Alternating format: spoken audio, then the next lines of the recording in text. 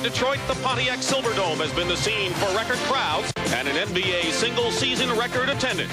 It's the Bulls and the Pistons.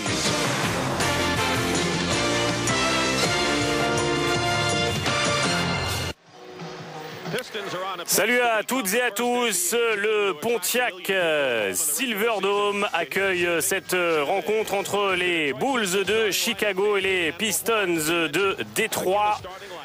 Les Pistons dont vous avez découvert le 5 de départ, toujours entraînés évidemment par Chuck Daly. Côté Bulls, Sellers, Oakley et Dave Corzine pour le front de courte avec Sam Vincent et Michael Jordan. L'équipe est toujours entraînée par Doug Collins. Les arbitres de cette rencontre, Hugh Hollins notamment qui est l'arbitre en chef. Nous sommes donc le 3 avril 1988. Michael Jordan a fait une saison époustouflante. On en arrive maintenant au terme. Les Bulls qui ont été bien meilleurs cette saison que la saison dernière. C'est donc un affrontement parmi les sommets de cette conférence Est et notamment de la division centrale. Deux équipes qui pourraient se retrouver un peu plus tard en play-off. Et le premier ballon est pour les Pistons de Détroit avec Asia Thomas, Joe Dumars qui donne à l'intérieur sur Adrian Dantley. Dantley qui va marquer. Et 2-0 en faveur des Pistons dans ce début de rencontre. Adrian Dantley dont les statistiques ont petit à petit baissé. Il y a 2 saisons, il était encore à près de 30 points par match. Il n'a plus du tout le même apport. Et Charles Oakley qui vient prendre ce rebond avec Michael Jordan qui va marquer. Jordan qui fait la saison quasi parfaite. Il a déjà remporté le titre de MVP du All-Star Game évidemment. Le titre pour la 2e fois de suite lors du Slam Dunk Contest. Et là c'est Bill Laimbeer, l'ancien meilleur rebondeur de la NBA. On a un superbe duel de scoreurs entre Dantley et Michael Jordan, 2 scoreurs purs. Duel également très intéressant au niveau des rebondeurs avec celui qui avait terminé premier au niveau du total de rebonds la saison dernière, Charles Oakley. Il avait été battu en moyenne et c'est encore parti pour être le cas cette saison. Oakley notamment très sûr au niveau du rebond défensif. Le rebond offensif n'est pas sa grande spécialité. Et le shoot manqué de la part de Adrian Dantley. On voit Chuck Daly sur le banc. Chuck Daly, ancien coach des Cavs. Il avait coaché d'ailleurs à l'époque des Cavs de Cleveland, Bill Laimbeer.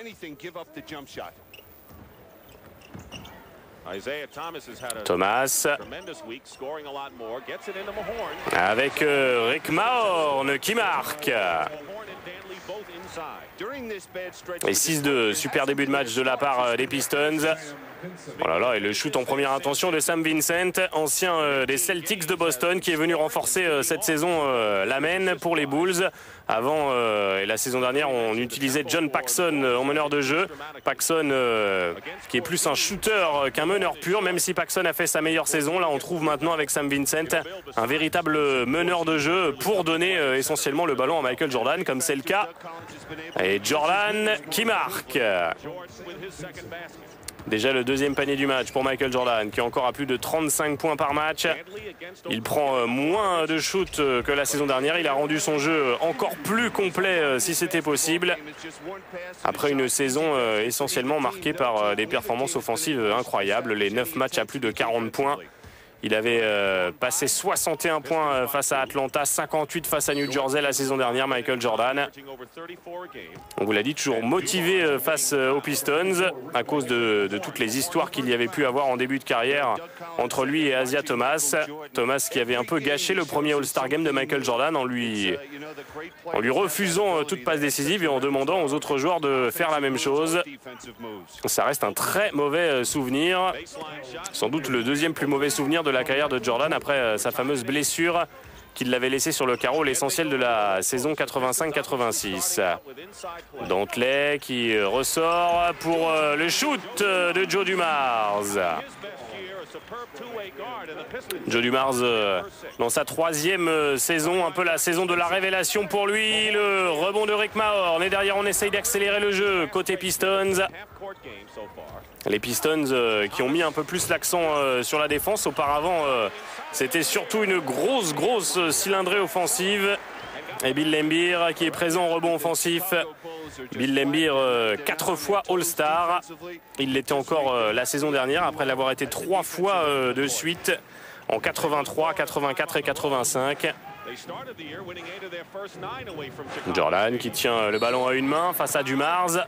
Dumars qui va avoir un challenge à relever face à Michael Jordan, essayer de le tenir un tout petit peu en défense, pas facile pour Joe Dumars, ancien de McNeese State et qui était fan d'Asiah Thomas à l'époque où il était à McNeese State, et aujourd'hui il côtoie la star des Pistons de Détroit. Jordan qui est meilleur marqueur et intercepteur de la NBA. Jordan qui était déjà le 2e meilleur intercepteur de la ligue la saison dernière, qui a encore un peu plus mis l'accent sur la défense pour faire taire toutes les critiques.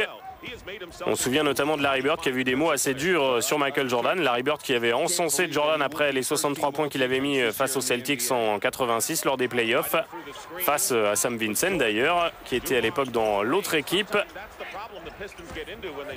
Et Larry Bird qui disait qu'il ne comprenait pas vraiment pourquoi Jordan avait besoin et se sentait obligé de tenter entre 30 et 35 shoots par match. Tout simplement parce que les Bulls avaient beaucoup de difficultés. L'équipe est mieux équilibrée cette saison. Brad Sellers est rentré dans le 5 de départ. Dans sa 2e année, on a fait également venir Scottie Pippen, Horace Grant, 2 jeunes joueurs de talent. Ouais, le long ballon à destination de Michael Jordan de la part de Charles Oakley, mais c'était un tout petit peu trop long.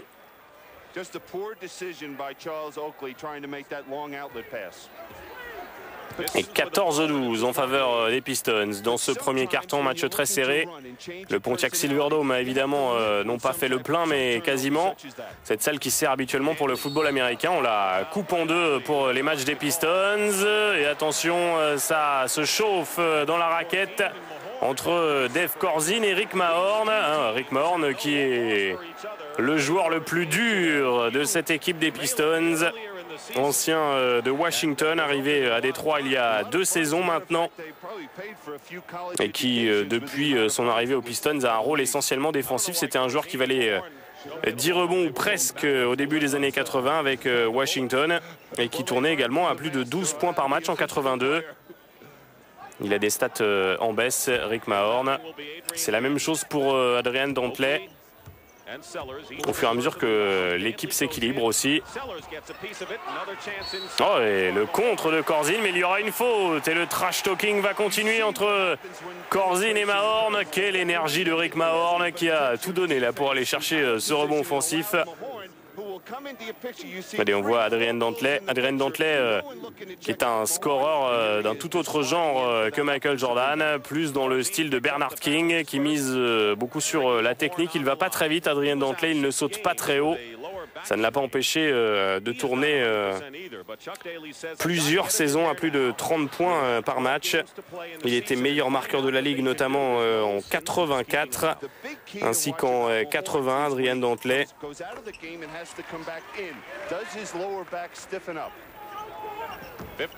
Et on va peut-être pas laisser Brad Sellers monter cette balle. 15-12 en faveur des Pistons. Michael Jordan. Jordan qui s'élève, le rebond de Charles Oakley.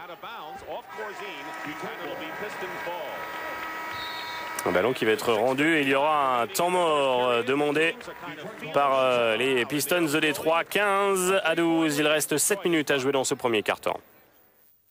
Basketball fan, what's your favorite game? Oh, what a play! Put a fan favorite on NBA.com Global and cast your vote for the game you want to see.